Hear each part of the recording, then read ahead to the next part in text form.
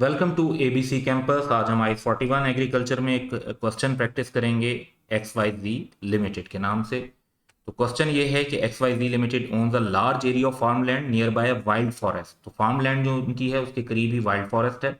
Employees of XYZ limited have notice that a herd of wild elephants, जिसे अक्सर parade भी कहा जाता है, is living permanently on the farm land of XYZ Limited. If sold in international market, the whole herd can fetch a fair value less cost to sell of rupees 58 million. Requirement ये है कि how should XYZ limited recognise the herd of elephant in its financial statement.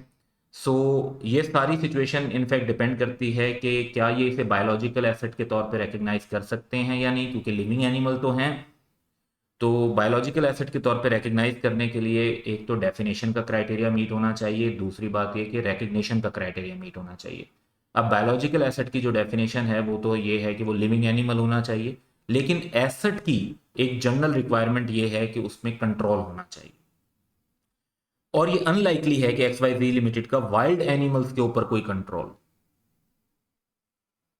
या फिर वो उन्हें फिर कह लें कि कैच करके और किसी तरीके से, या लीगल प्रोसीजर पता नहीं क्या होंगे जो वो फॉलो कर सकेंगे या नहीं कर सकेंगे, उनको करके वो उन्हें सेल करके फ्यूचर इकोनॉमिक बेनिफिट हासिल कर सकें। तो ये अब फुल क्लैरिटी नहीं है इस क्वेश्चन में। जनरली हम ये कह सकते हैं कि लाइकली सिचुएशन यही है कि कंट्रोल नहीं है और उनको सेल करके फ्यूचर इकोनॉमिक बेनिफिट ऑब्टेन करना प्रैक्टिकली पॉसिबल शायद ना हो।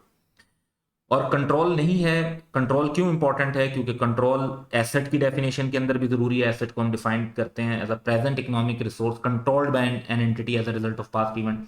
और IS41 में तो बायोलॉजिकल एसेट्स को रिकग्नाइज करने के लिए one of the recognition criteria ये है कि एसेट्स के ऊपर एंटिटी का कंट्रोल होना चाहिए as a result of past event, जो कि इस वक्त तक तो कोई एग्जिस्ट नहीं करता।